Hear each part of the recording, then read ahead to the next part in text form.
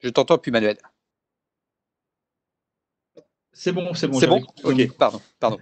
Donc, en fait, les robots virtuels étaient déjà en place au 31 décembre de cette année, de 2019. Donc, ce qui veut dire qu'on a, pendant 10 jours, créé les scripts, mis en place les scripts pour le prêt garanti par l'État, fait les premiers tests, et au fur et à mesure où ça marchait, on est monté en puissance. Et aujourd'hui, l'ensemble des PGE sont mis à disposition sur le compte des clients à partir d'algorithmes, de robots virtuels construits à travers l'intelligence artificielle. Juste pour donner quelques chiffres, c'est combien de PGE, c'est quel niveau de fiabilité par rapport aux robots d'intelligence artificielle? Alors, en préparant, je me suis aperçu que déjà, on allait extrêmement loin sur la partie PGE. Rien que pour la région des Hauts-de-France, c'est 6000 PGE déjà en cours de mise en place. Donc, 6000 prêts garantis par l'État, c'est plusieurs centaines de millions d'euros. Et c'est des assistants virtuels qui, une fois que c'est validé par le client, signé par le client, on l'envoie dans nos middle et back-office. Et derrière, automatiquement, les robots virtuels analysent les contrats, font les ouvertures de crédit, mettent en place le cash sur les comptes. Et ça, en termes de fiabilité, c'est même meilleur que l'humain. Parce qu'on s'est aperçu, c'est là où on a une notion de rendement décroissant humain en fin de journée. On sait très bien qu'un être humain, en tout cas, on le voit tous, les fins de journée sont plus difficiles. Pour le robot virtuel, le début ou fin de journée est identique. Et c'est là, en fait, où on a, au fur et à mesure, et le PGE a été quand même une innovation pour nous, c'est on a commencé à faire des premiers décaissements, on s'est aperçu que ça se passait bien, on a augmenté les volumes, on a augmenté les montants, et là, ça s'est mis tout à coup à s'apercevoir qu'on pouvait aller assez vite, assez loin sur des montants substantiels, alors que si on était amené à le faire d'un point de vue humain, on ne sait pas où on aurait trouvé des équipes, mais surtout, on sait que c'était source de difficultés et de risques opérationnels pour nous. Mais du coup, enfin, je vais être un petit peu provocateur volontairement. Du coup, l'humain ne sert plus à rien dans cette affaire. Il suffit d'avoir une machine qui fait une demande de crédit, il y a une autre machine qui lui dit oui ou non. Alors, quelle est la place de l'humain maintenant? En fait, la place de l'humain est encore plus forte. On regarde en ce moment dans cette période de crise. Le PGE, c'est un financement court terme. Ça répond à un besoin urgent d'un client. Mais derrière, qui va interagir entre le client et sa banque? Ça peut être que de l'humain. Il n'y a aucun score aujourd'hui qui est capable de tout faire de A à Z. Qui va être capable de discuter avec le dirigeant en disant, voilà, quel est ton poste client en ce moment? Quelles sont tes charges que tu vas garder pendant 2 mois? Qu'est-ce que ton comptable te dit? Qu'est-ce que la loi te permet de mettre en place? Et là, il n'y a qu'un commercial qui va pouvoir le faire, qui va prendre le temps et qui va analyser en fonction du client, de dire effectivement, tu as besoin de tant de montants en matière de prêt garanti par l'État, on signe les documents, etc. Après, ouvrir un compte de prêt, décaisser un compte de prêt pour mettre sur un compte chèque, d'un point de vue humain, c'est pas très intéressant. C'est très, très automatisé. C'est très, très standard. Donc, Oui. au contraire, toute cette partie à faible valeur ajoutée n'est pas très intéressante. Derrière, autant que ce soit un robot virtuel qui le fasse. Pour toute la partie échange avec le client, rassurer le client, parce qu'on a eu quand même des clients qui ont été stressés dans les premières semaines de ce drame sanitaire, avoir des équipes qui vont dire, vous inquiétez pas, tout est automatisé derrière. Une fois que les contrats sont signés, 4 jours après, vous avez l'argent sur votre compte. Pour un dirigeant de boîte, c'est sacrément rassurant. Parce qu'on savait très bien que derrière, on n'avait pas de contraintes d'effectifs en matière de middle et back-office, parce que derrière, on avait des assistants virtuels qui étaient capables de travailler de manière assez intensive. D'accord, donc je fais une petite synthèse un peu sur ce cas d'usage qui est la mise en place du PGE. Ça a été très vite parce que vous étiez prêts. Ça a donné une vraie assistance aux équipes qui étaient en plus en effectif réduit, qui étaient, j'imagine, aussi fortement en télétravail. Et donc, mais la question que j'ai envie de me poser, c'est… Et ça a été plus fiable. Il y a eu moins de risques. Ouais. Il y a eu moins de risques opérationnels au final, parce que vu l'urgence qu'il fallait avoir, plus on est dans l'urgence, plus derrière on prend des risques. Et que, de ce que j'ai, de toutes les interactions que j'ai eues pour préparer cet échange-là, ce qu'on nous dit en interne, c'est que la fiabilité, elle est extrêmement bonne. Parce que les algorithmes ont été construits, contrôlés, et qu'on avait quand même déjà quelques trimestres d'expérience avant sur d'autres chaînes de crédit. Donc, Donc c'est une belle réussite. Alors, on a évoqué ce cas d'usage qui est majeur et qui joue un rôle très important en ce moment. Tu as cité 3 univers, un peu le conversationnel, la robotisation, avec un enjeu d'autres univers également oui, en fait, ce qui est en place aujourd'hui, c'est la partie algorithme et approche prédictive du comportement. Derrière, sur la partie algorithme, une banque, elle travaille foncièrement avec des algorithmes risques. Ce qui veut dire que, et là on va reprendre l'exemple du PGE parce que c'est assez intéressant. Ce qu'on a fait, c'est que l'urgence au niveau du prêt garanti par l'État, c'était le plus vite possible mettre l'argent à disposition des clients. Parce que quand il faut payer des charges, les clients ne peuvent pas attendre. Un certain nombre de clients ont voulu vraiment être remarquables d'un point de vue crédit interentreprise et d'un point de vue paiement des fournisseurs, mais ça, ils ne peuvent le faire que s'ils ont le cash. Donc nous, on avait une énorme responsabilité pour dire très vite oui. Et ce qu'on a fait, c'est qu'on a des scores risques, qui sont des algorithmes, qui sont backtestés très régulièrement. On a dit, voilà, monsieur le chargé d'affaires, ce client-là, il est client depuis tant d'années chez BNP Paribas. Ce client-là, au 31 décembre 2019, voilà quel était son bilan, etc. Et il savait très bien qu'en échangeant avec le client, il avait déjà quelque part un préaccord sur un univers donné de prêt garanti par l'État. Et ça, toute la partie algorithme et prédiction nous a permis de dire très vite au client, attendez, j'ai même pas besoin de passer par un comité de crédit parce que derrière, j'ai une délégation, parce que l'algorithme m'a permis en gros, d'identifier tel secteur d'activité, tel besoin, tel compte de résultats et de bilan qui sont déjà rentrés dans nos systèmes. Et donc, on a gagné énormément de temps. Ce qui veut dire que si l'incident s'était passé il y a plusieurs années, je ne sais pas quel aurait été le temps nécessaire pour mettre à disposition autant d'argent pour les clients entreprises. Mais on s'aperçoit que tout ce travail autour de l'algorithme et autour de la robotisation permet d'aller beaucoup plus vite. Alors là aussi, il y a des marges, des marges d'erreur, etc. Mais quand on voit la qualité de ce qui est en train d'être mis en place, voilà. Sans tout ça, je ne sais pas comment on aurait réussi à mettre autant de crédit en aussi peu de temps. Donc là, il y a un point que j'ai envie de faire un petit temps d'arrêt dessus, c'est que ce que tu nous dis, en fait, c'est que la BNP a pu réagir extrêmement rapidement, prendre finalement un ascendant peut-être aussi sur son marché, du fait qu'il y avait à disposition tout ce qu'il fallait pour aller très très vite sur l'intelligence artificielle et le déployer très rapidement. En fait, tous les travaux lancés en 2017 étaient en train d'être déployés à partir de mi-2019. Et dans un certain nombre de cas, on a même été un peu plus vite en se disant, vu la marge de confiance que l'on a, on ne va pas attendre fin 2020, on va le faire dès mars 2020. Et derrière, c'est des chantiers qui ont pris énormément de temps. C'est plusieurs milliards d'euros d'investissement pour BNP Paribas, le BNP 2020. Donc, c'est des montants astronomiques qui ont été mobilisés, qui sont dans l'ensemble des univers de transformation qui sont en cours. Et derrière, on voit autour du digital, de l'intelligence artificielle, etc., tous ces projets-là, il y en a 21 grands projets qui ont permis, en gros, d'arriver relativement tôt. La crise est clairement trop rapide, trop brutale, etc. Mais les travaux qui ont été menés sont arrivés suffisamment à maturité pour qu'on capitalise au maximum dessus. D'accord. Je pense que ça, pour nos auditeurs, c'est un point qui est important à retenir. C'est effectivement l'importance de la préparation et puis que quand on est prêt, ça peut aller très très vite. Mais du coup, j'ai une autre question, c'est que tu as beaucoup parlé en fait des personnels de la banque qui avaient utilisé les algorithmes de scoring. Et quel a été leur accueil en fait? Parce que finalement, on sait que ça fait peur parfois l'intelligence artificielle. Ils se sont pas poussés dehors, ils se sont pas sentis mal à l'aise par rapport à ça? Alors, ce qu'on a vu, si on prend la crise, parce que en fait, ce phénomène de crise c'est un raccourci en très peu de temps de plein de sujets. Quand on bascule la moitié de la banque en télétravail ou travail à domicile, le fait que la banque dise, attendez, vous avez tous vos outils pour vous accompagner quand vous avez des questions. Donc ça, c'est quelque chose de rassurant. J'ai pas besoin, d'habitude, j'échange avec mon collègue en face, etc. Là, c'est tout à côté. Donc là, c'est pas du tout une inquiétude. Quand vous êtes en back-office, qu'on vous dit, il y a plusieurs milliers de crédits qui arrivent à débloquer, qui vont être débloqués, que c'est des déblocages assez standards, que j'ai 20% d'équipes en moins, que j'ai aussi tous les autres crédits qui sont en cours, les demandes d'ouverture de compte, etc. Je ne vois pas qui peut être inquiet.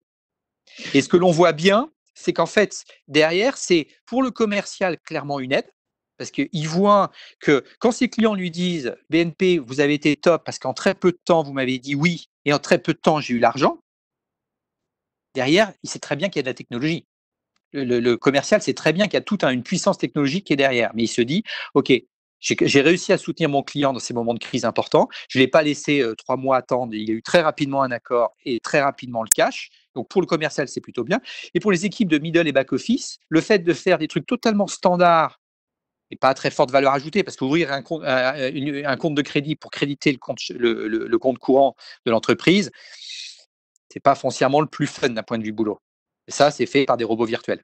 Oui, d'accord. En fait, c'est ce qu'on voit d'ailleurs, hein, dans les projets d'intelligence artificielle qui sont réussis, c'est que souvent l'humain, il garde la partie à haute valeur Ouais, ajoutée. ouais. Finalement, la machine vient automatiser, ce qui est facile, enfin, ce qui est répétitif en tout cas, et qui est le moins plaisant pour l'humain, ouais.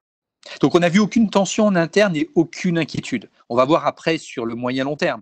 Mais on voit bien que là, tout ce qui était construit dans le cadre de 2020, de l'ensemble des projets de transformation, euh, la crise, euh, on a vu l'utilité très vite et la manière dont on pouvait, en interne comme avec nos clients, interagir extrêmement rapidement. Donc c'est, enfin, à ce stade, j'ai eu aucune tension et plutôt des gens qui font un effet waouh. D'accord. Alors, donc, je voulais qu'on profite aussi du fait qu'on a la chance de t'avoir aujourd'hui, et pour à la fois ce témoignage de ce retour d'expérience en interne sur BNP Paribas, mais aussi par rapport à ton regard de financeur un peu de l'industrie régionale.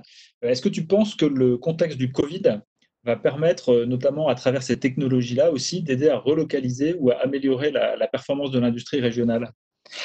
Alors, dans ta question, ce que l'on voit bien, c'est que tous nos dirigeants d'entreprise avaient optimisé leur chaîne de production.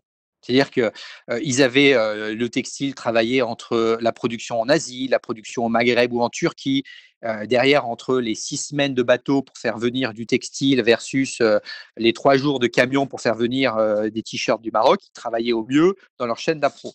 Mais ce qu'on a découvert absolument tous, c'est qu'on était extrêmement fragile à la moindre rupture de charge. Mais qu'on soit dans le textile, qu'on soit dans la banque, parce que les cartes bleues, c'était la même chose. Une partie des puces sont produites en Asie, etc.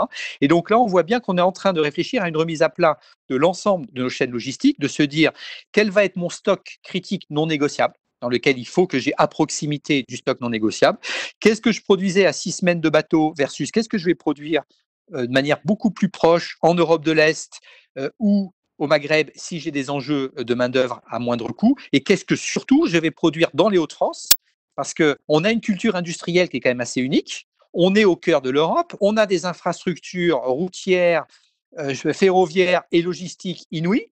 On a plusieurs ports de gabarit européens. On a tout pour repositionner une partie de la chaîne de valeur sur les terres des Hauts-de-France. Donc nous, on le voit bien à titre de banquier, c'est que on est une banque clé en Europe. Nos clients belges sont en train de regarder les Hauts-de-France avec énormément d'intérêt pour dire, mais attendez, là, vous êtes une terre de bosseurs, au cœur de l'Europe, à 1 heure et demie en camion de Paris. Et donc, on voit bien que toute la réflexion de repositionner une partie de la chaîne de valeur et une partie de la production dans les Hauts-de-France, plus largement en Europe ou à proximité de l'Europe, elle est sur la table dans quelques semaines. Mais c'est une conviction que j'ai personnellement, mais il y a comme une question qu'on ne peut pas éluder, c'est que le coût du travail va rester encore durablement moins cher en Asie. Donc comment on va pouvoir être compétitif par rapport à ça? Quel est ton regard là-dessus? En fait, derrière, quand tu arrêtes ta chaîne de prod pendant 1 ou 2 mois, le coût, il est infini. C'est-à-dire que tu as tes salaires, tu as tes charges, tu n'as pas la capacité de produire. C'est-à-dire qu'on va modifier, enfin en tout cas, ce que je commence déjà à ressentir, c'est qu'on va modifier le fait qu'on va accepter certainement euh, moins de risques. On va refuser plus de risques industriels en disant je vais pas produire autant à l'autre bout du monde, je vais ramener plus de prod ici. Donc plus de prod ici, ça va signifier est-ce que j'augmente mes coûts ou est-ce que j'augmente mon automatisation? Parce que derrière, on parlait des assistants virtuels, des robots virtuels qu'on a dans les banques, mais on est plein d'autres industries à être concernées par ça.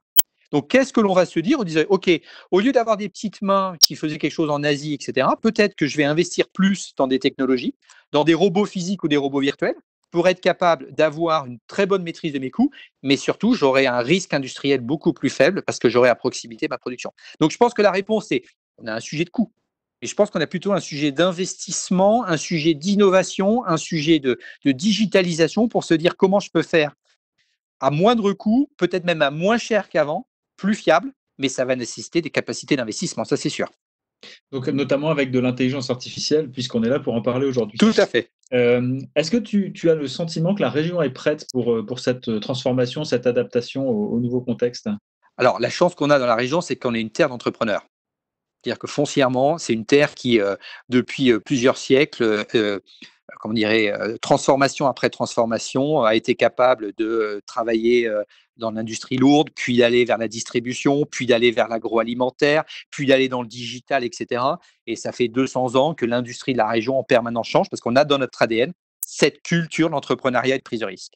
Donc, d'un point de vue culture, j'ai pas de sujet. D'un point de vue formation, on a un tissu d'enseignement supérieur, bac+2, bac+5, qui est plutôt très bon. Puis surtout, on a une chance inouïe, hein. On est au cœur de l'Europe.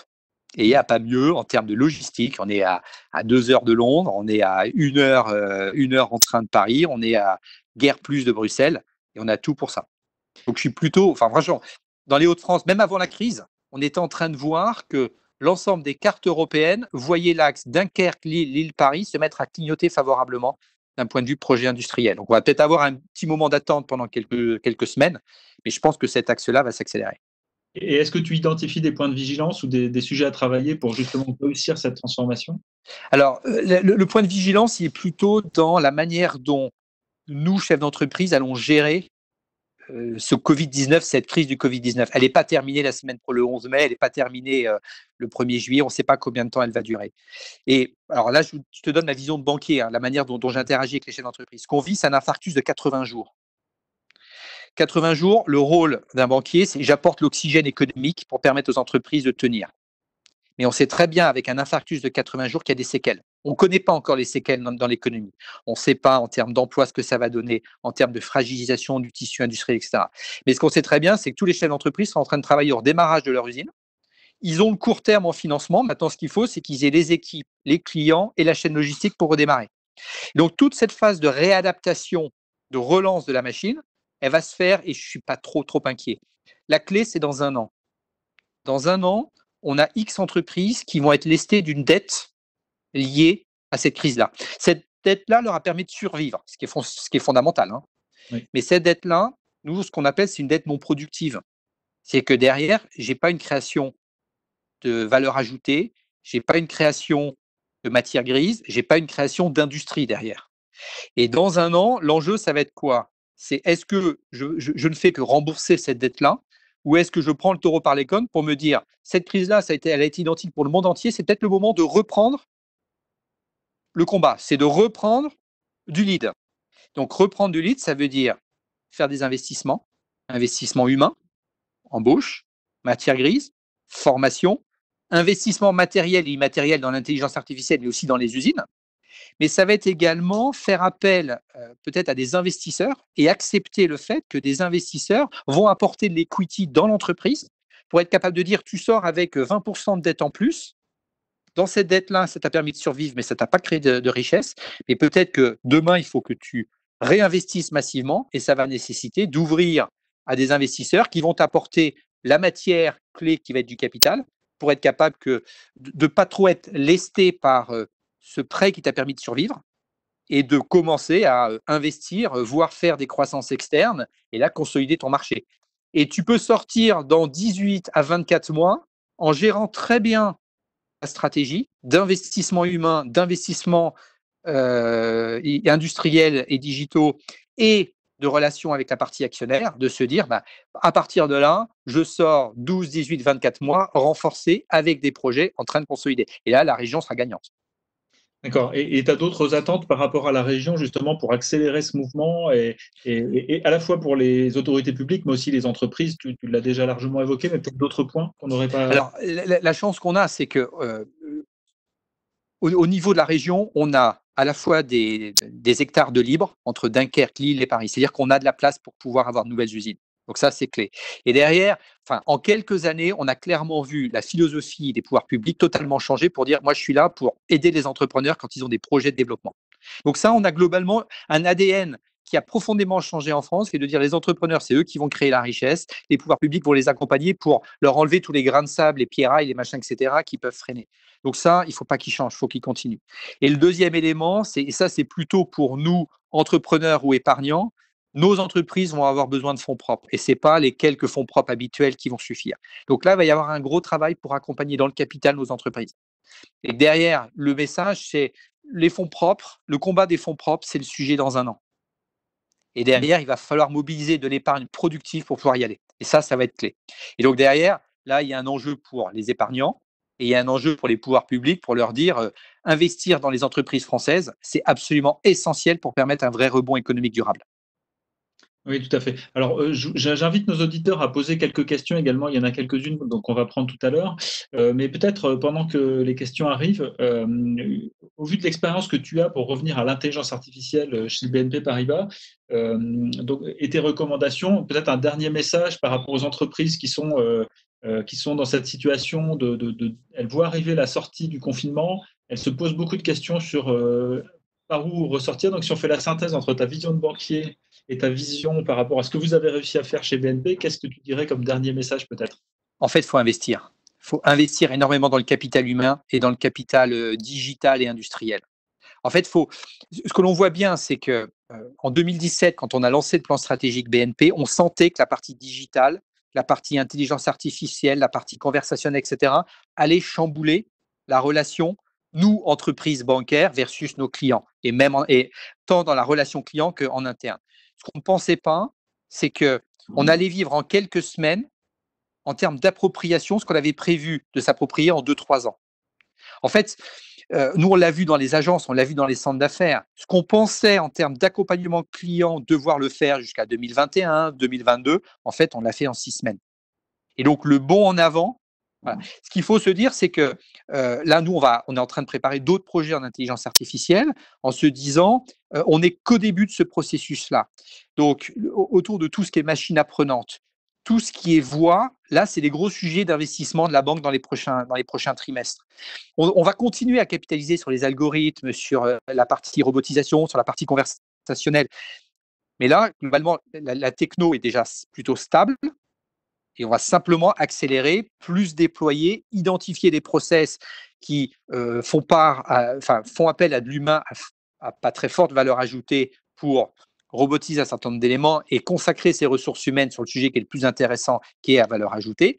Et derrière, il faut qu'en même temps, on prépare les investissements à moyen terme qui vont nécessiter là aussi des capitaux financiers et capitaux humains, enfin, de la matière grise humaine. Et donc ça, c'est comme industriel, il faut que je continue à approprier, que je continue à déployer, et évidemment que je continue à investir. Si j'arrête, je tombe. Et sans oublier que l'IA, elle peut être aussi une façon pour là, les quelques semaines qui viennent de dégager du cash, notamment sur un certain nombre de gros sujets industriels, et puis de libérer les équipes de beaucoup de tâches répétitives, comme tu l'as parfaitement illustré. Alors, ce que je te propose, c'est qu'on prenne des questions. Donc, il y avait des questions de Pascal Yim, donc, qui posait la question suivante, est-ce qu'on parle bien de RPA? Donc, pour tout le monde, les RPA, ce sont des robots de saisie, donc, qui permettent de remplacer l'humain sur la Tout à saisie fait. automatique. Donc ça fait partie des choses que vous avez déployées chez Ah, BNP? là, ce que je parlais sur la partie crédit, ce sont des RPA. Hein. On a 22 assistants virtuels qui sont en train de mettre en permanence des ouvertures de lignes de crédit et des crédits sur les comptes des entreprises. Donc, on est clairement sur du RPA. Donc, et la deuxième question, c'était au-delà du RPA, est-ce qu'il y a de l'IA, de l'intelligence artificielle type machine learning ou deep learning? Alors, je pense que c'est le cas à travers le robot conversationnel dont tu parlais tout à l'heure, qui s'appelle Harry. Donc, Oui, forcément, tout il y a à fait. l'interprétation du langage naturel. Oui. euh, Alors, pour l'instant, on est sur du langage naturel écrit. oui. Notre sujet, et c'est le sujet qu'on est en train de travailler, c'est la partie orale qui est beaucoup plus complexe. La partie écrit, c'est assez stable. On est en train de déployer de nouvelles solutions sur les mails clients, etc. On n'est pas le déploiement, par exemple, pour les échanges mails clients. En aucun cas, la machine prend le lead. En revanche, ce qu'on souhaite, c'est que la machine accompagne le commercial pour identifier les réponses possibles, etc. Donc là, on est clairement sur l'apprentissage de machine par rapport au mail. Là, sur la partie voix, on a deux sujets qu'on travaille pas mal en ce moment, c'est l'image et la voix. Là, on est sur la partie image. Imagine sur la partie image, quand on reçoit un contrat entreprise de 150 pages, dans lequel tu as des noms de structures de partout. Nous, on a une obligation réglementaire, et c'est un zéro défaut, c'est d'analyser tous les noms pour savoir s'ils font partie des gens interdits, antiterrorisme, blanchiment, etc. Avant, on le faisait à la main, ça. C'est-à-dire qu'on avait un humain qui, contrat par contrat, épluchait les 150 pages pour dire on parle de monsieur X, est-ce que monsieur X est autorisé à tac, tac, tac. Aujourd'hui, c'est des machines qui sont en train de le faire. Et donc là-dessus, on est en train d'aller beaucoup plus vite et c'est sécurisant. Ça n'avait aucun intérêt pour un être humain. Et là, on est en train d'aller beaucoup plus vite, de manière beaucoup plus importante. Donc ça, c'est toute la partie image et on va continuer à y aller. Après, la partie voix, il y a beaucoup de réflexions sur la partie voix. Et là, l'idée, c'est de pouvoir là aussi accompagner et comprendre la partie clientèle. Et là, on n'est qu'au début des réflexions, on n'est qu'au début de ce que l'on peut faire pour s'assurer que ce que l'on va faire est d'un point de vue éthique absolument exemplaire et aussi que ça marche bien. Donc voilà, mais on est même pas encore au niveau du POC, hein. D'accord. Alors, si je peux, enfin, je me suis tenté une petite synthèse en 4 points de ce que tu nous as dit, mais surtout, n'hésite pas à compléter. Donc, ce que je retiens, c'est que l'intelligence artificielle vous a permis de faire face à la crise par rapport à la mise en place et le déploiement rapide des PGE, que ça vous permet à travers ça de prendre une forme de leadership aussi sur votre marché, et donc c'est un avantage compétitif qui est clair. Que ça a été bien accueilli par les équipes parce que ça les décharge finalement de tâches qui sont assez ingrates et répétitives. Et puis, le message, je crois, que tu nous donnais, c'était d'investir et de prioriser ces sujets-là, car ce sera un des axes principaux pour les mois et les années à venir. Est-ce Tout que à vous fait. avez des On points? est totalement. Et là-dessus, vous pouvez compter sur l'ensemble des partenaires bancaires parce que on sait très bien, alors chez BNP, mais aussi chez les autres, chez mes confrères, on sait très bien que le rebond durable de notre pays d'un point de vue industriel, il sera lié aux techno. Et que derrière, on a de plus en plus dans nos entreprises bancaires des gens qui savent, qui comprennent les enjeux de techno. Un chargé d'affaires ne va pas être capable de comprendre tous les éléments d'innovation. Mais derrière, on a des experts en interne qui sont capables d'accompagner les clients dans les enjeux autour de digital, de l'IA, etc. Et c'est quelque part, lorsque vous allez avoir un projet d'investissement là-dessus, parlez-en avec votre banquier. Si votre banquier ne percute pas, parce que voilà, on a des très bons banquiers, mais qui vont être très bons dans l'industrie et pas foncièrement dans le digital, bah, interrogez-le pour voir s'il n'a pas un collègue qui est extrêmement à l'aise et qui va être capable de vous accompagner. Tout l'enjeu de la transformation digitale dans lequel l'IA est dessus, c'est un élément qui est clé aujourd'hui dans notre accompagnement au niveau de nos clients entreprises. Tout à fait.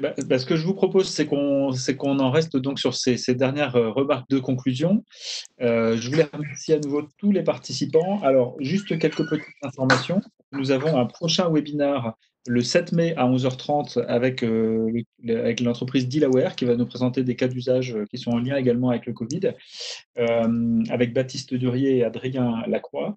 Nous avons également le site web iahdf.org sur lequel vous pouvez retrouver l'ensemble des informations de la Cité de l'IA.